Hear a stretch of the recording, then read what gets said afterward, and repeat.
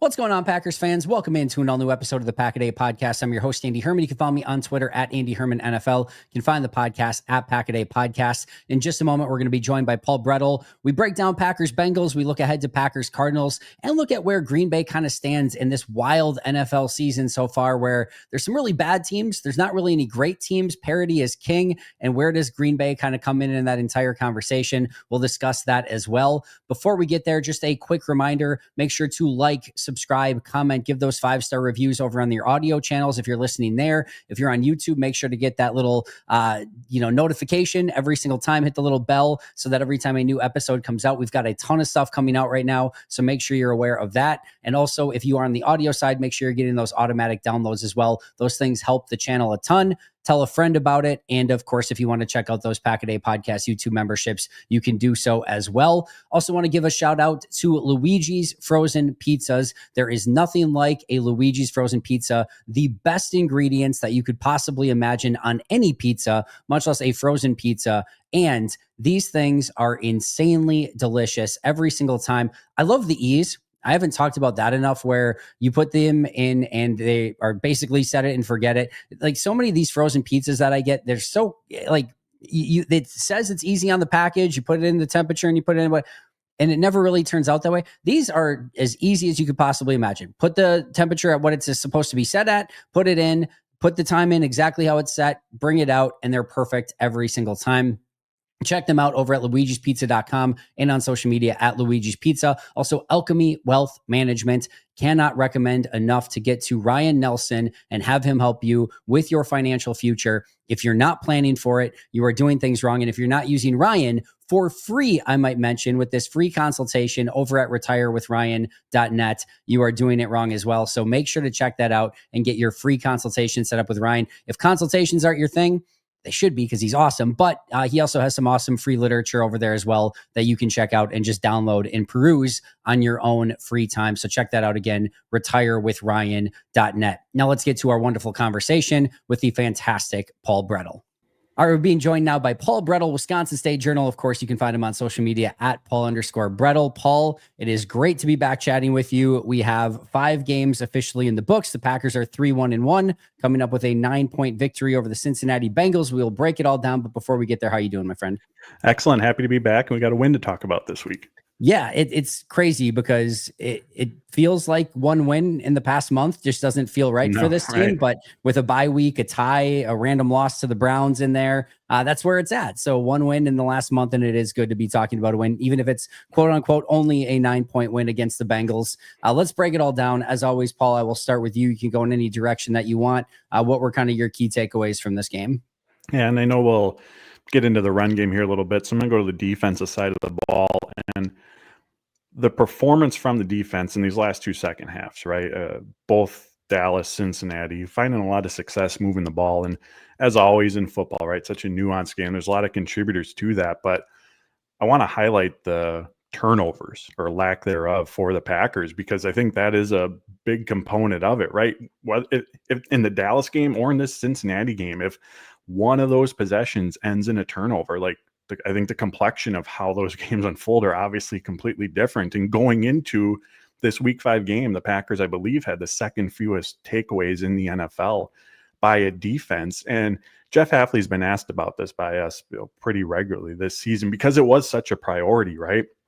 Talked about through the summer, just the emphasis of going after the football, punching the football, and what he's seeing from a process standpoint, what the Packers are putting on tape, right? They're tracking every attempt that's made, every attempt that isn't made but should have been made.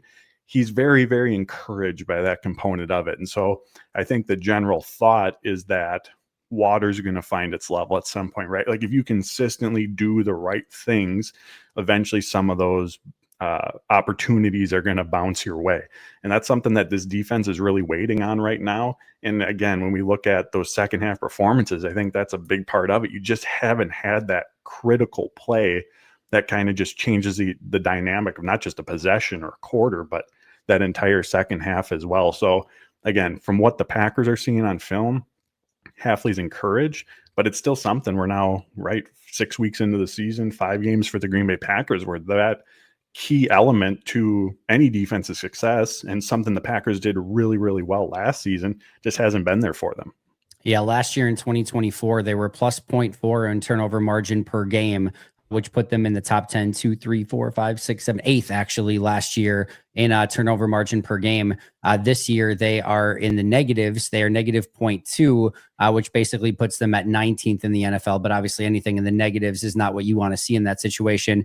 It was my 1A2 right after the game. And you just talk about, if you want to quote, like blow out a team like Cincinnati. Well, it's really hard to win in the NFL when you're not winning the turnover margin. It's even more difficult to blow somebody out if you're not winning the turnover margin. It's such an advantage for whatever team controls that specific statistic. And to your point, going back to Cleveland, if they can win the turnover margin in that game, or just, not have the catastrophic turnover at the end, they win that game. They don't have it against Dallas, or if they get a turnover against Dallas, they win that game. And of course, this one I think looks a lot different. And if at any point, especially in the second half, you can get a turnover, get that extra possession, it just does so much for you. It takes less snaps off of your defense that they have to be on the field. It gives your offense usually either plus position, or it took points off the board from the other team.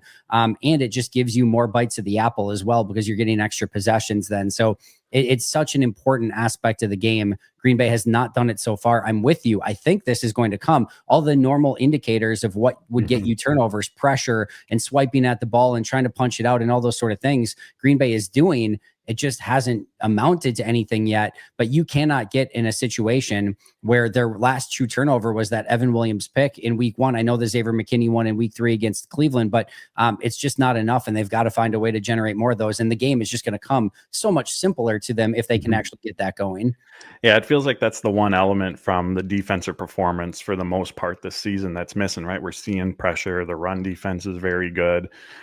Things along those lines. And I might have mentioned this the last time we were on, but Halfley also mentioned when you got Xavier McKinney in the middle of that defense and just what he's put on tape since coming to Green Bay, right? That quarterbacks are very, very cautious about where the ball is going and being careful with who they're targeting, knowing where he is as well. So that could also be a contributing factor from an interception standpoint, right? As terms of why the Packers aren't seeing production in that regard as well. Yeah, very much so. They're going to have to figure that out. We'll just stick on the defense right away, since that's where we started. You brought up the run defense. That has been one aspect of this team that has been really unbelievable. They are first in the league in yards per game allowed in rush defense. And, after losing Kenny Clark, you kind of thought, all right, are they going to have enough guys up front? And then Devontae Wyatt goes out as well, not necessarily known as a dominant run defender, but he's been much better at it this year. But all of a sudden you're down to Colby Wooden and Carl Brooks in the defensive tackle. And then Warren Brinson, late round draft pick, Nasir Stackhouse, undrafted free agent. Yet this team collectively, not just the defensive tackles, but collectively is really doing a great job against the run, no matter what metric you want to look at. What, in your opinion, has led to that? And is that something that can be sustainable for this team? I think so, because they're on a different level this year, even compared to last, but their run defense last year, I think, was top 10 in the NFL. Yeah. I think for the first time in years, they held opponents to under 100 yards per game for the entire season on average. So this is something that within this Jeff Halfley defense, the Packers have been doing very well since he arrived. And like anything, it's a culmination, right, of all these position groups, the defensive ends, their ability to set the edge. Halfley last season continued, right? We were wondering, where's the pass rush production from Rashawn Gary last season? And Halfley always made sure to point out what he's doing as a run defender, because, it's the production, the sacks and pressures get those guys paid, but that's an important part of playing the position as well. Then you have linebackers. You have Edgerrin Cooper, Quay Walker just absolutely flying around.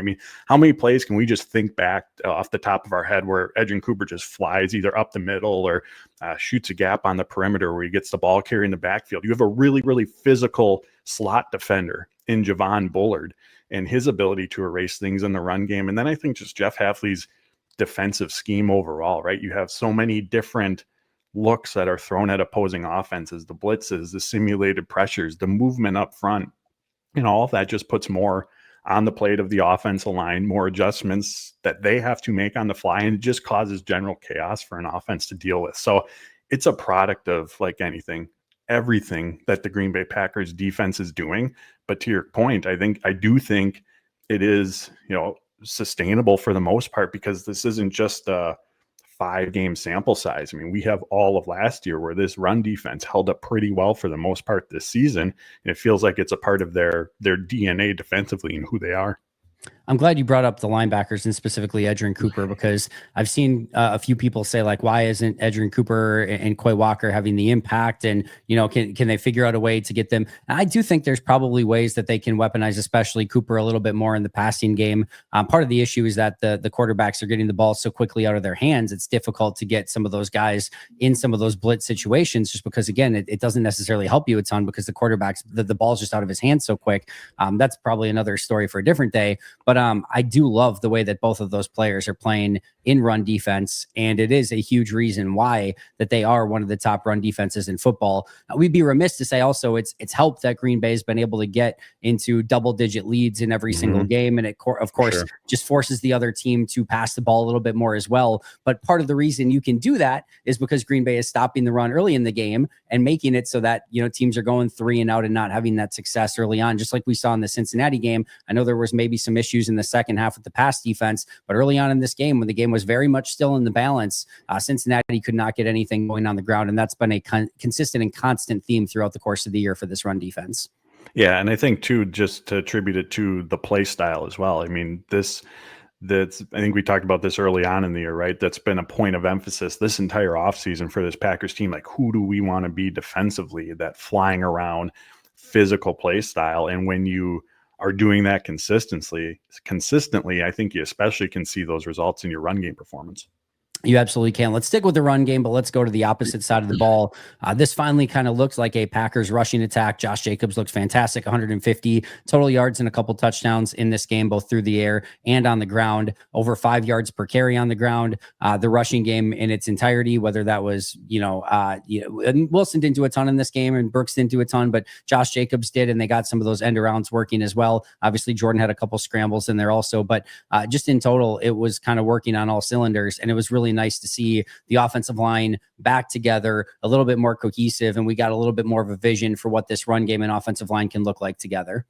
Yeah, and Jacobs had talked about this either before week 1 or right around week 1, that in his experience, it takes 3 to 4 games, a full month, for a run game to truly hit its stride. And admittedly, it felt like that theory was really being tested up until this point in the season. But what we saw on Sunday was, it didn't just come out of nowhere either. Like, there's been a build that's been happening. That second half of the Dallas game, Jacobs, Emmanuel Wilson found success. Jacobs talked about in the week of practices coming up to this Bengals game that he thought that it was, from a run game perspective specifically, that it had been one of the more crisp couple practices that they had just in terms of blocking assignments, fundamentals, creating running lanes, things like that. So what we saw on Sunday has been a buildup over the last several weeks. And of course, like you mentioned, absolutely helps having your preferred starting 5 on the offensive line out there for the entire game, which I think was the first time that that's happened this season. And there was something like 60 of Jacobs' 93 rushing yards came in the second half. There were some chunk runs that set up eventual touchdowns. He obviously had a touchdown on a 14-yard gain. And it's not a coincidence that as the run game started to pick up in the second half, points started to be put on the board as well by this Packers offense. I charted it out. Of Love's, I believe, 9 second half pass attempts, 3 of them went for at least 15 yards. Another one was almost on the cusp of going for that distance as well. They found the end zone more consistently in the second half. As good as this offense has looked for stretches this season, there's been those lulls as well. And I think the lulls as a whole, or even the length of them, can be avoided if they can get this run game going. Because even with a really effective passing game, it's difficult for that to be your only mode of transportation down the field when you're constantly in predictable passing situations that the defense knows that's what's coming. So this running game is going to be the key to unlocking what I think is the ceiling of this offense. How good can this Packers offense be? And one thing to watch moving forward, because Matt LaFleur talked about this on Monday, the Bengals played a lot of cover 2 against Green Bay. And so, well, what's the best remedy to attack cover 2? Run the football. And the Packers did, to their credit. They took advantage of those situations. But what if Arizona doesn't do that, right? What if Pittsburgh doesn't do that? What if they get back to those heavier boxes? Are the Packers going to have those answers this time around in the ground game?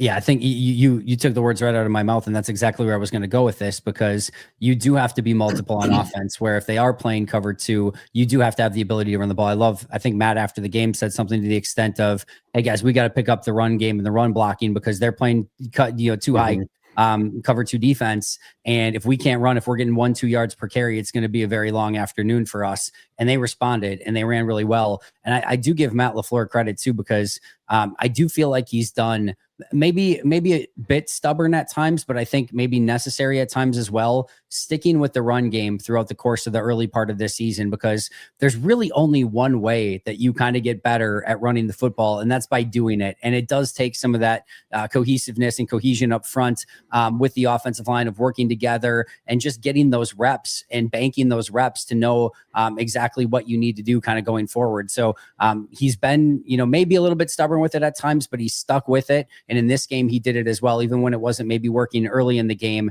they found ways to be successful later, and some of those chunk plays started to happen. And all of a sudden you get to the end of the game and the numbers look fantastic. And that running game was really a huge weapon. And like you said, in the second half of this one. Yeah, and I think we saw too the effectiveness of continuity along the offensive line, right? Like we talked about, there hasn't been that for the Packers this season, but as those guys got those added reps together, as they got a better understanding of how the Cincinnati front seven was attacking them, something Aaron Banks mentioned afterwards, that's when the blockers and therefore the run game really started to roll, because there were some really wide open running lanes. I mean, that touchdown run by Josh Jacobs, every blocker had a Bengals defender initially creating that opening for them. So just a overall well-rounded performance in the tight ends, Tucker Kraft as well in that regard too. You think Jordan Morgan got that job? Are we still going to see a rotation? It certainly seemed like a rotation, but then Morgan just kind of outplayed Ryan and kind of took it mostly in the second half. What do you see going on there moving forward? My gut says that to some degree there will still be a rotation, just because that's what the Green Bay Packers do. But I also think that even if that's the case, we're going to get to the end of these games and you're going to look at the snap count totals. And right now, my expectations that Jordan Morgan is going to be the leader over Sean Ryan in that regard. So I wouldn't be surprised to see him keep it going just to keep Sean Ryan in the mix. But Packers, and understandably so, he's a first round pick, right? The Packers have been finding ways to get Jordan Morgan on the football field. And throughout this summer and even into the season, even in games where, from our vantage point, didn't look like Morgan had his best showing out there, right? Like the Cleveland game, for example. Right. This coaching staff, Adam Stenavich, Matt LaFleur, Luke Buckus, continue to heavily praise Jordan Morgan for his play, just the movement, the athleticism, his feet, which he brings to the offensive line position. So you take that bit of information, again, the fact that he's a former first-round pick, they want him out on the football field. He did have a really good game on Sunday. It just feels like the pendulum is now, as long as everyone stays healthy, going to swing in that direction. Yeah, I think so too. And I do think Sean Ryan still gets snaps, and I think they want to continue to give him that opportunity, just even keep him fresh and not bench him entirely. But yeah, I think this might end up being 80-20 for Jordan Morgan if this continues to play the way that Jordan Morgan did this past week and it continues to trend in that direction. But we'll keep an eye on it. Those things can switch in a moment's notice, and all of a sudden Ryan could start performing really well, and maybe that gets back to 50-50 or even Ryan getting more snaps. And that's the beauty of a competition.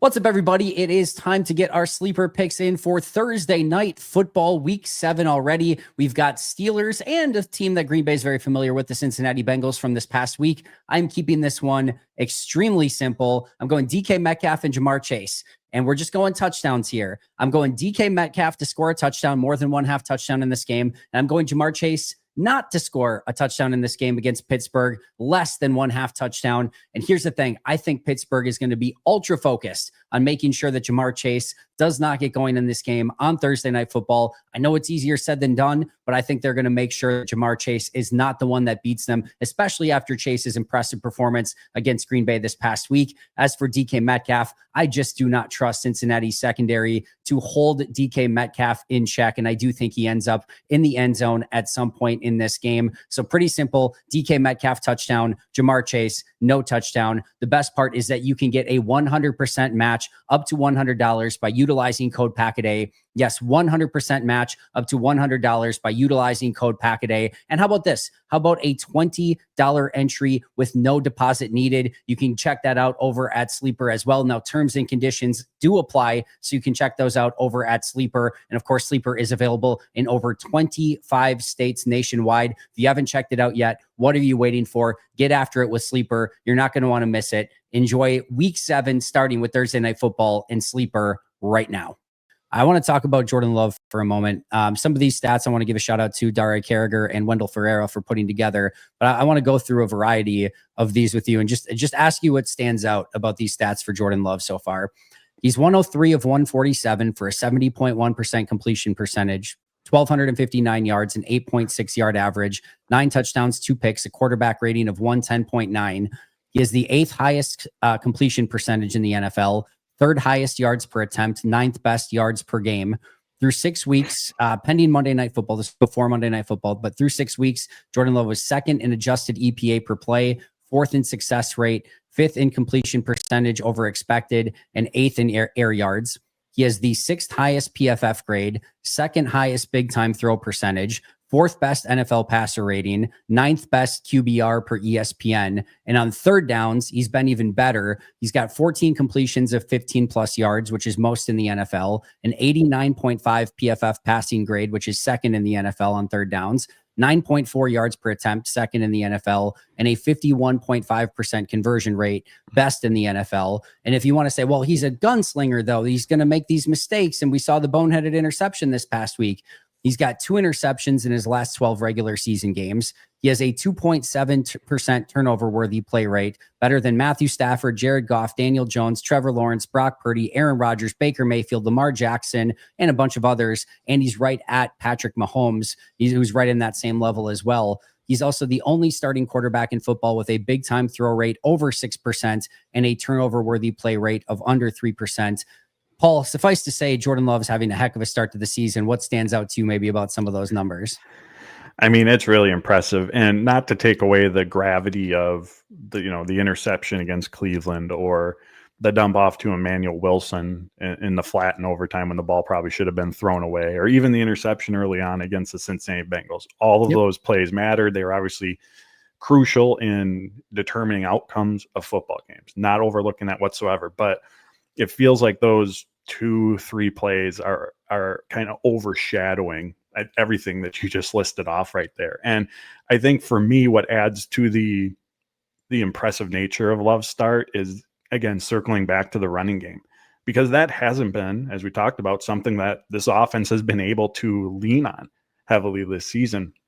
There's been a lot of situations where, as good as Jordan Love's third down numbers are, of course, there's times where they're in manageable, favorable situations, but when you don't have a run game to lean on, there's also a lot of 3rd and 10s. There's a lot of 3rd and longs, and a couple of them were converted yesterday to Matthew Golden, that 3rd and 8, 3rd and 10 to keep drives alive, put the Packers in scoring position. So the fact that he's putting up those numbers without having a steady run game to lean on, again, you're going to be in predictable passing situations. Typically, X's and O's wise, the defense is going to have the upper hand, and he's still finding a way to have success. So, again, it's been an impressive start to the season, and not to overlook those decision-making plays at times, but we can't let that overshadow what he's put on tape, his body of work up to this point either.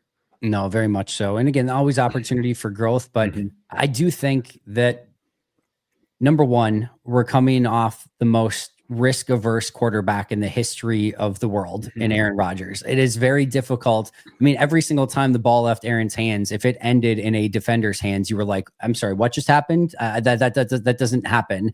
And now you, of course, like anybody else, if you were going from Brett to Jordan and making that jump, you'd be like, man, Jordan takes care of the ball better than anyone I've ever seen. But obviously when you have Aaron in the middle there, and Aaron was so amazing at taking care of the ball, sometimes I think too cautious at taking care of the ball, it looks like it may be a little bit worse. And yes, there's still some decisions. I thought this week was a really rough one. I thought that was one where didn't really have any opportunity for success, took points off the board, just got to throw that one away. So I still think that those plays are there from time to time. I do still think there's a cost of doing business ratio here of playing quarterback in the NFL, where some of these things are just inherently going to happen. And I kind of still like the fact that he has that feel and ability to say like, hey, I want to make a play here. And sometimes it gets him in a little bit of trouble, but more often than not, it's actually a good way to play. And I thought even in the second half of last year, there was that little bit of hesitation from Jordan where maybe he didn't want to rip it. And we saw fewer turnovers, but maybe not the big plays that he wanted to see. And I feel like he's found, and I think that last stat of, he's the only quarterback with a big time throw rate over 6% and a turnover worthy play rate under 3%. It seems like he's found that balance of we can attack, we can be aggressive, but we're not going to have a high amount of turnovers. And I think it's just kind of showing and figuring out who he is and what his overall vision is as quarterback in the NFL. Yeah. And I think a key component of that, especially compared to last year, is just healthy, right? Doesn't have the knee injury, doesn't have the groin injury. And we see that in his ability to get out of the pocket and extend plays. But something Matt LaFleur has talked about is, his being healthy in that regard. It's just how he moves around the pocket too. It's it might be just a little side step just to open up a throwing lane or just to buy an extra half second of time. It's not just taking off with the ball. It's those little movements in the pocket that he is, has zero restrictions on this season that I think has been a big factor of that as well. And as we know, as LaFleur and former quarterbacks coach Tom Clements has talked about, right? Accuracy starts in the lower body, starts with your footwork. So it's obviously a key component as well. Yeah, very much so. And when he has had a clean pocket, he's been basically unstoppable. And it's usually when he's rolling out or maybe buying the time, you still see some explosives in those situations, but that's maybe where a couple more of those turnovers can come into play. So with the offensive line, going back to that for a moment, back together, a little bit more cohesive up front, hopefully we see an even better pocket and protection for Jordan, which leads to even more success for him and the wide receivers on this team. Nothing that we need to spend a ton of time on, Paul, here, but special teams was a little bit better this week. Nothing catastrophic, couple penalties, but Lucas Avrisic was, of course, one of the big noteworthy players this week, coming in a day before the game and having a 5-for-5 performance, including a really clutch kick at the end. Thoughts on special teams? Yeah, there, like you said, there was no major error in this game. And I think just something to touch on with Avrisic was, I think helping him come in was there was some at least familiarity specifically with Orchek and Daniel Whalen.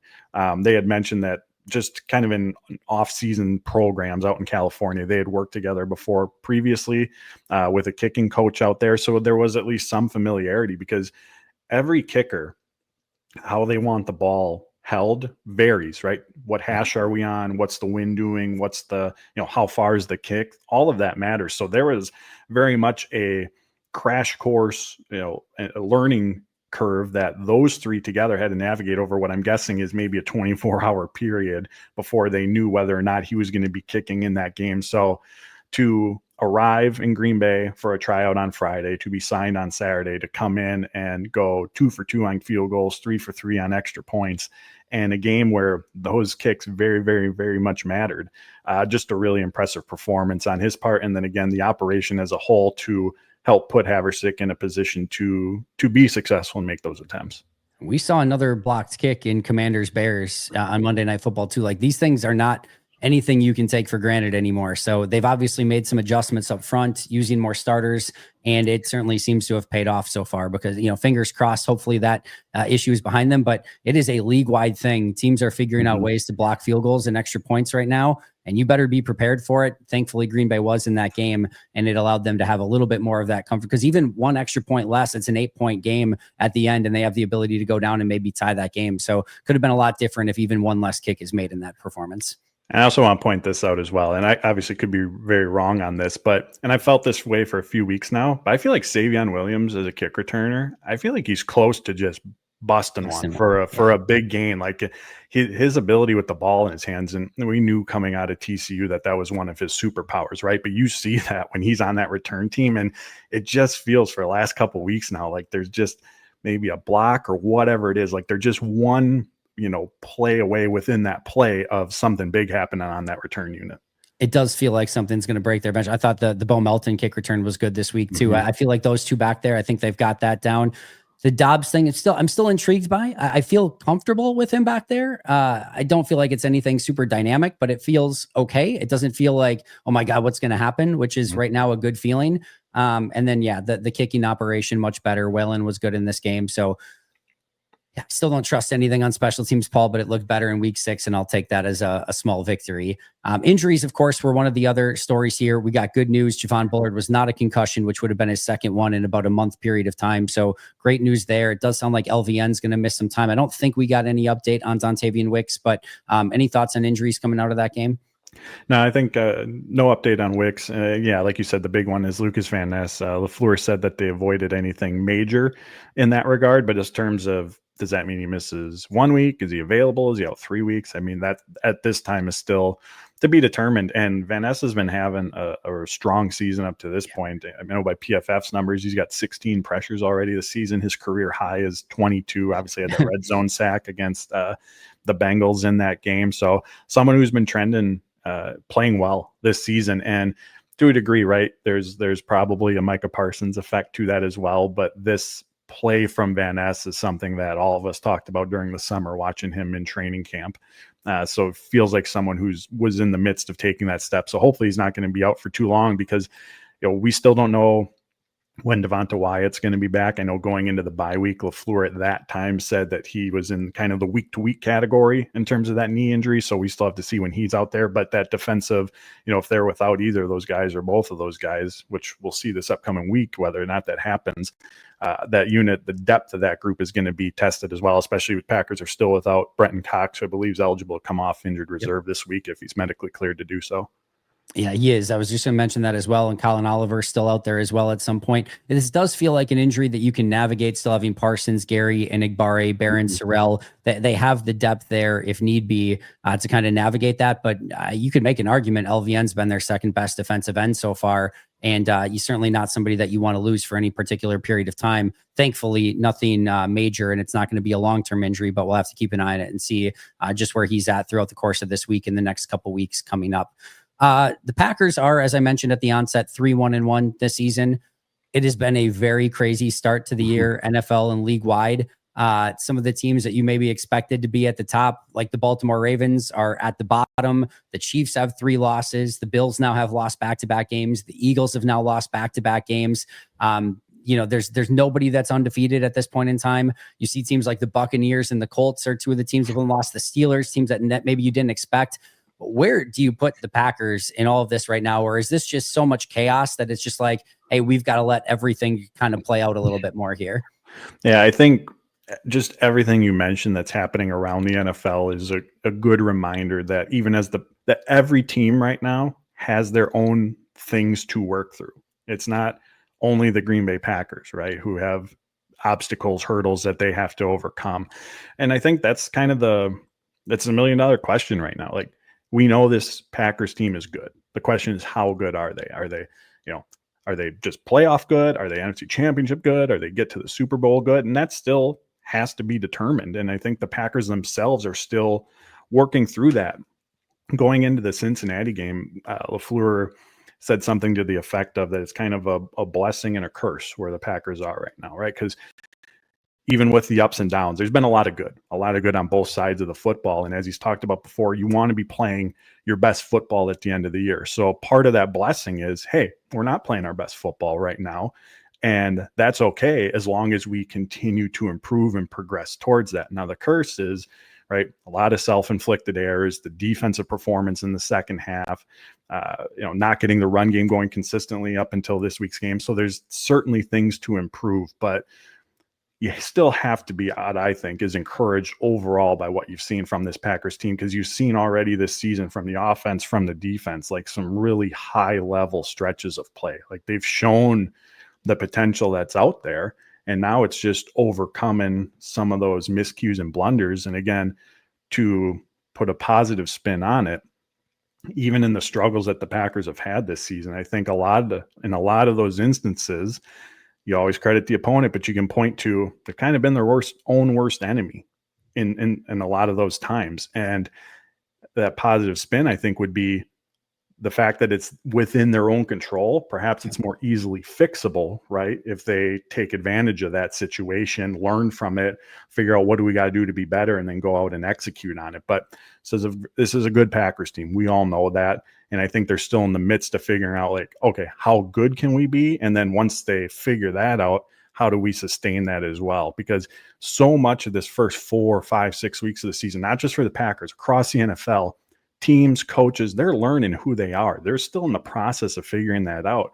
I think Adam Stenovich mentioned that, sometimes that can take half a season to kind of finally get into that groove of who you are. So it's the learning process that's still taking place.